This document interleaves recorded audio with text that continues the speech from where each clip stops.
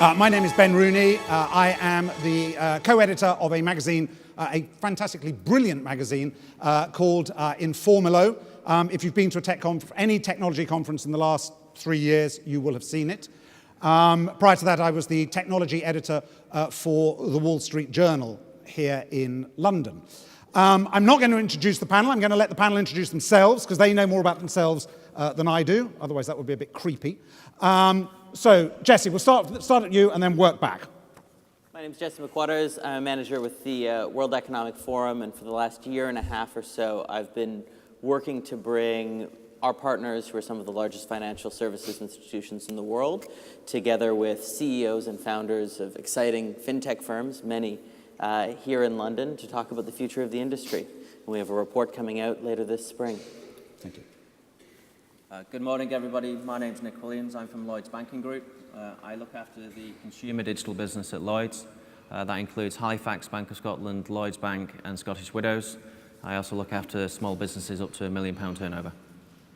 Hi, I'm Yoni Assia. I'm the CEO and founder of eToro, the world's largest social investment network, where we have 4 million users who share their investments with one another, and everyone can see, follow, and copy the top investors in the network. Hi, I'm Nadeem Sheik. I'm the CEO and founder of Antimis. So we are a leading investment advisory firm, really focused on reinventing finance for the 21st century. Fantastic. So our topic, as I hope you all know, is, as it says here, discussions on the topic of the 21st century customer and their impact on the banking sector. His or her impact on the banking sector. So that obviously begs the question of what is a 21st century customer? Is there such a thing, or is a 21st century customer just a 20th century customer who's a bit older? Who wants to start on that? Who's going to pick that up?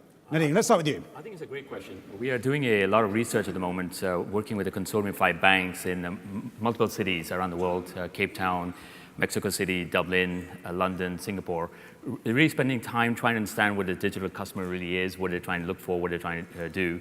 And I don't think there's such a thing as a digital customer. I think all of us are, just the adoption rates are different. So you're assuming that a 21st century customer is a digital customer. You see that as the same, those are synonyms. I think, yeah, I mean, there's a lot of debate, right? Whether is a digital customer, do they want a physical presence or not? I think the customer is looking for is something different. They don't really care in a way. What they care about is how integrated it is with their lifestyle, okay. How simple it is, the transparency, the pricing. That what matters most, as opposed to whether they get it on a mobile or internet or branch. I don't think it matters as much.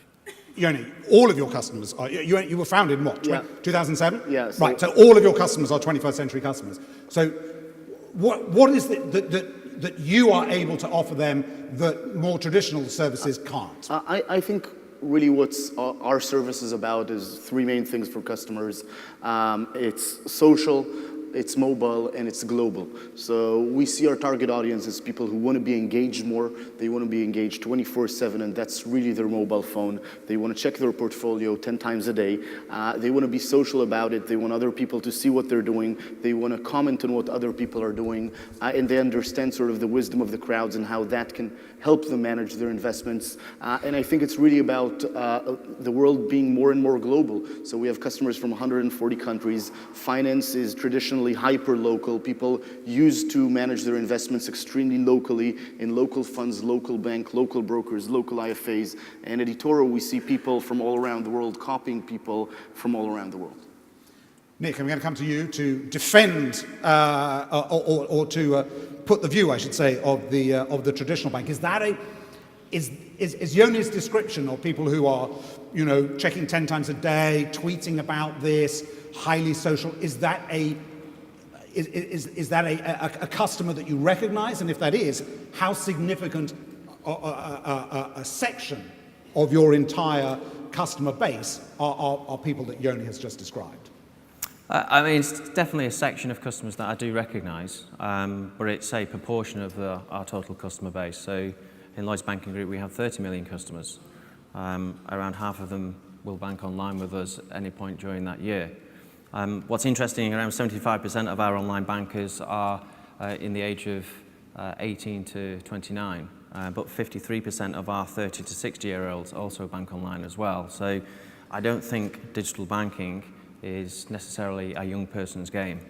Certainly, it's more attractive to younger clients who are more digitally savvy, but we're seeing now in the older ages and the older generations, they're also adopting digital technology as well.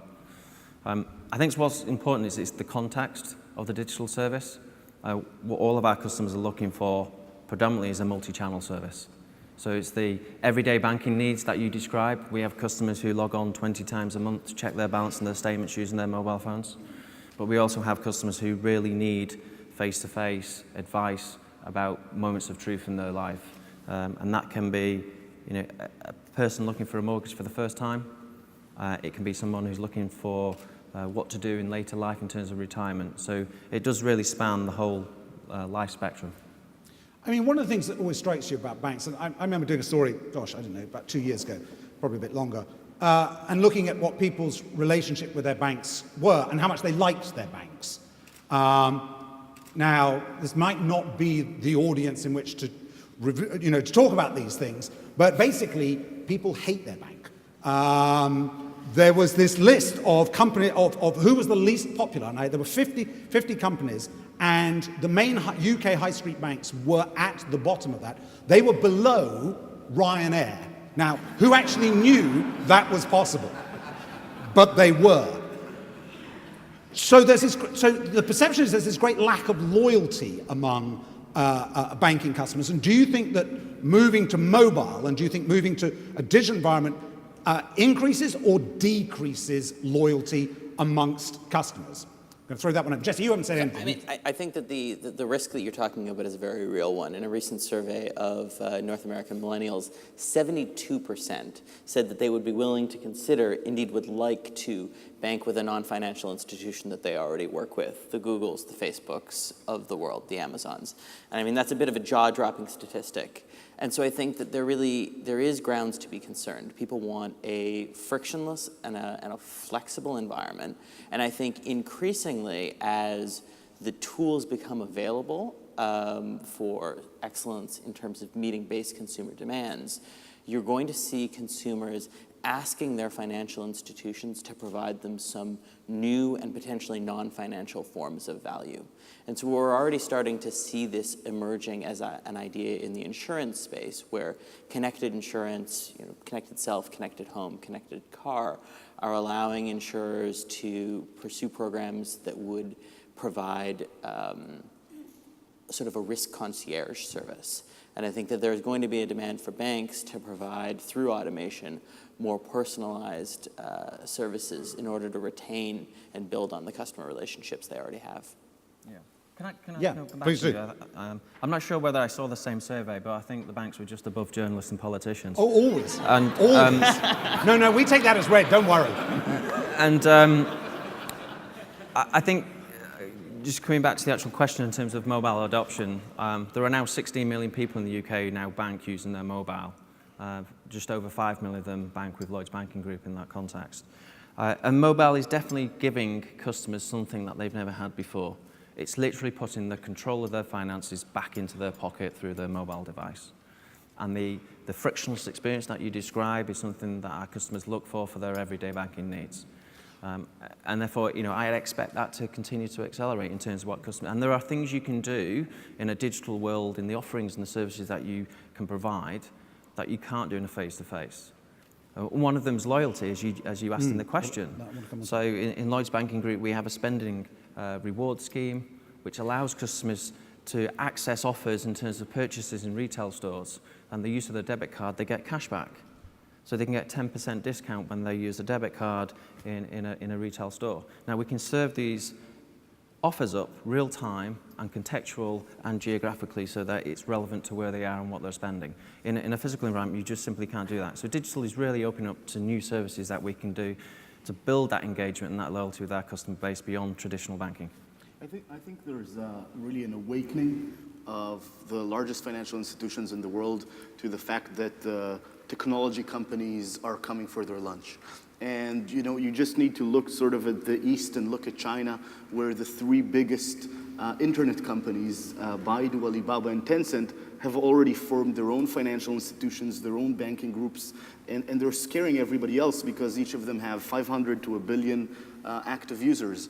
And I think everybody sort of in the West are looking at that and saying, okay, when is Google, Facebook, or other internet companies, whether young ones like ourselves or the big and mature ones, are going to get into finance seriously, and how is that going to disrupt the entire industry? Okay, well that segues brilliantly onto the next area. So just to recap on who we think this 21st century customer is, clearly, from what your research is showing is that their mobile is very important for them, or online generally, but particularly mobile. They're not defined by age. They're defined by spirit. That would be a good one. There is a lack of loyalty among these customers. So let's talk about exactly your point about threats then for banking institutions and how these customers, if there is this lack of loyalty, is there a risk? If you look at e-commerce, one of the things about e-commerce that we see, particularly in countries where e-commerce is beginning to take off, so not here in the UK but elsewhere, it's a race to the bottom in terms of margin. So everyone's competing on price because it's a lot easier to compete on in a mobile environment. So if I'm Google, if I'm Facebook, if I'm any of these major corporations with a huge amount, I don't have the installed base that a Lloyds bank has, for example. I don't have all of that real estate. So I can be highly competitive on price. At the moment, the only thing or one of the things that's stopping me is regulation. So how much do you think that regulation is stopping this 21st century customer from going where they want, as they are in China? So how much is the regulatory framework, is that a shield for banks, or is that actually holding banks back? Jesse. And so I can speak to this with an anecdote from the work that we've done at Davos. We launched this initiative on disruptive innovation in financial services at Davos 2014 and had a closed-door session with some of the largest and most senior financial institutions. And there was definitely a view there that they enjoyed some protections as a result of a regulatory moat and the deep complexity of the businesses that they ran. We reconvened many of the members from that same group again this January in Davos, and the mood had very much changed. There was an increased focus on the importance of innovation, and there was broadly a sentiment that the high regulatory standards that these financial institutions were held to, compared to the often more Wild West ability of innovators to move fast and break things, placed the large institutions at a disadvantage, and they were really wanting to explore ways to rectify that. I think this is a red herring, actually. Good. Because I think this is not about moving to mobile, all right? What the disruptors are doing are completely reinventing the economic business case, right? So as an example, one of our portfolio companies, Movin, which it is a front end to other banks. It's not a bank itself, it's just a front end which acquires customers. The rate of acquisition, the cost of acquisition for them to acquire a new customer because of the model engagement is 10 times less than what a regular bank would do. A US bank does about 400. They are now close to less than $50 now. Yeah?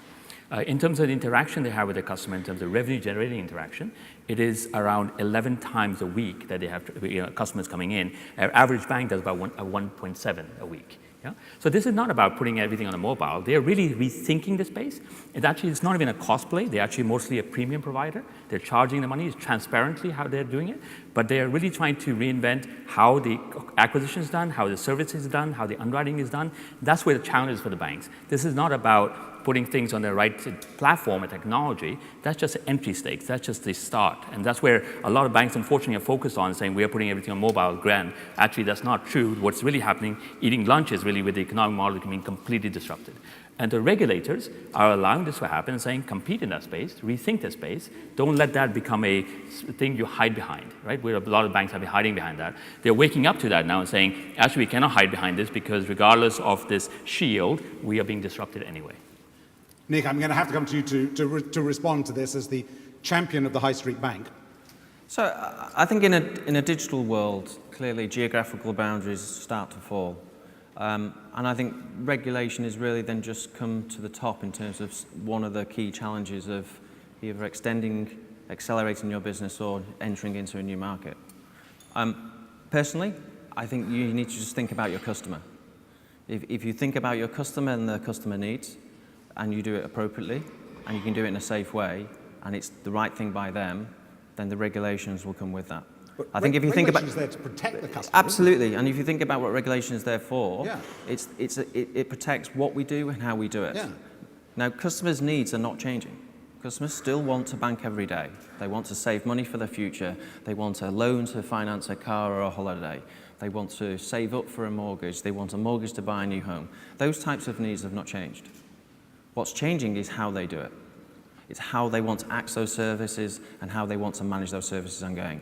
And therefore, for me, we work closely with the FCA in the Innovate group and how we can progress solutions in the way customers want to interact with us going forwards. And therefore, I think there is a space for future regulation to bring forwards in terms of recognizing how consumers want to manage their finances going forward. The most important thing is that regulation, I mean, we have to get away from this idea that regulation is bad.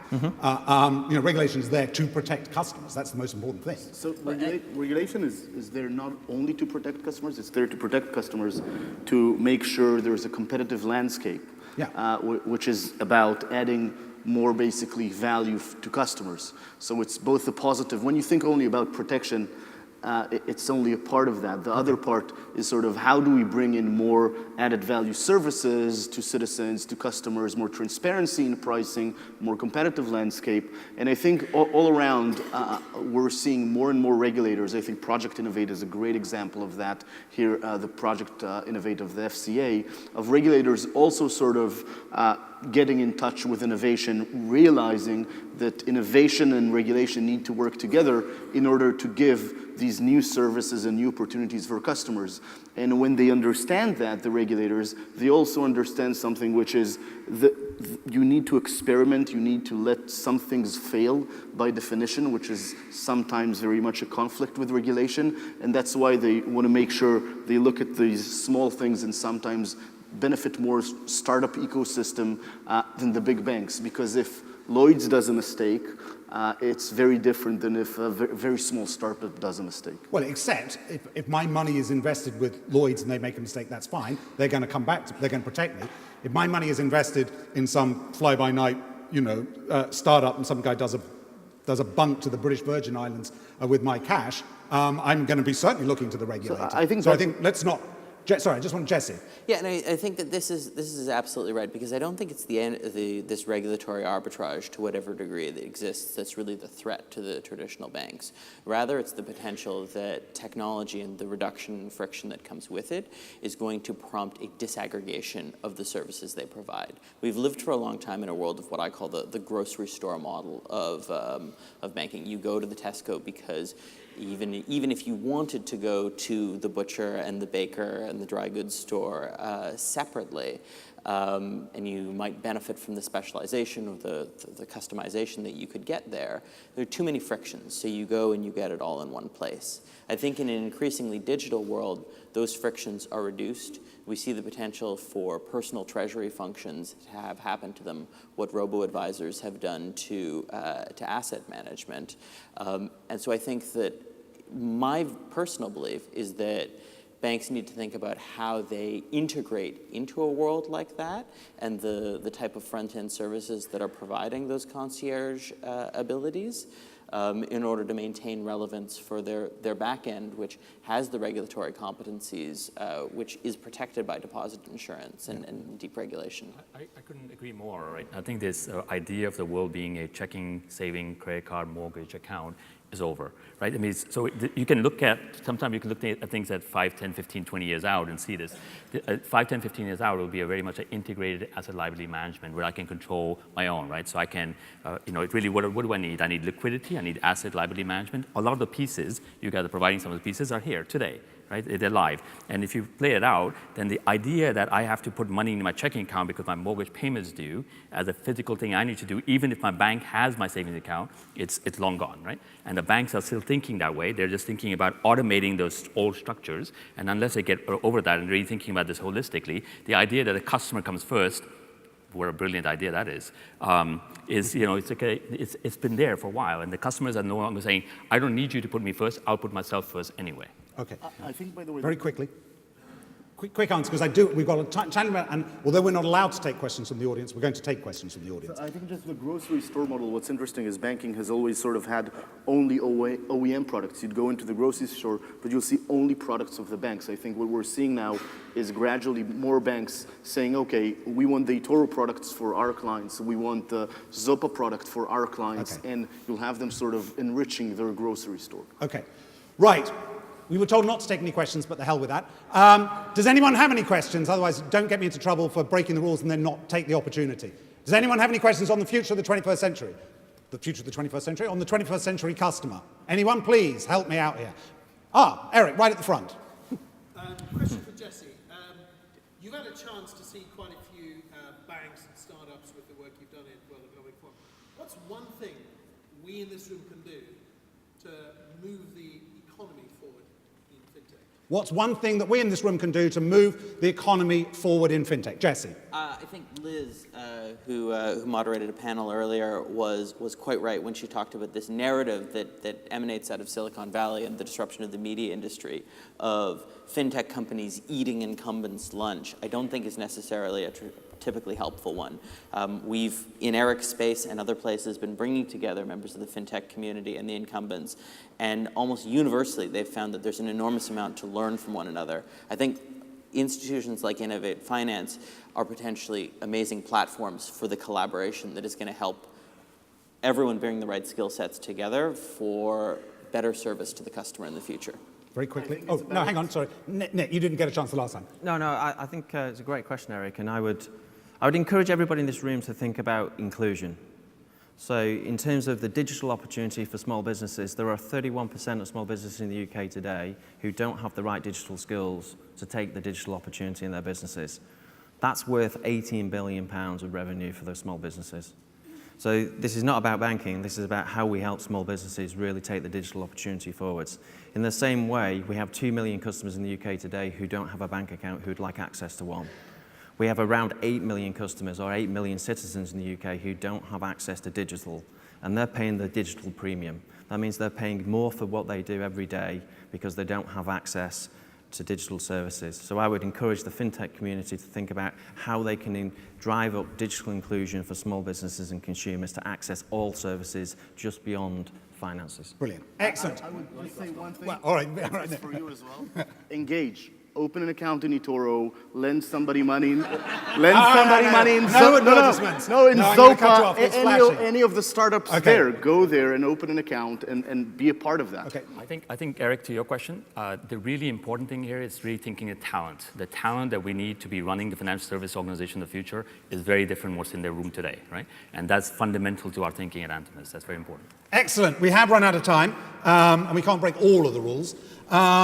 So it's one thing that did strike me, one of the few advantages of having been around this business for a very long time is I do remember back in the first dot-com boom, all of these early stage fintech companies that were supposedly going to destroy all the banks, and I'm struck by the fact that all of the banks are still here and none of those fintech companies are. So maybe it's not the revolution we think it is. Fantastic panel. Thank you very much indeed, guys.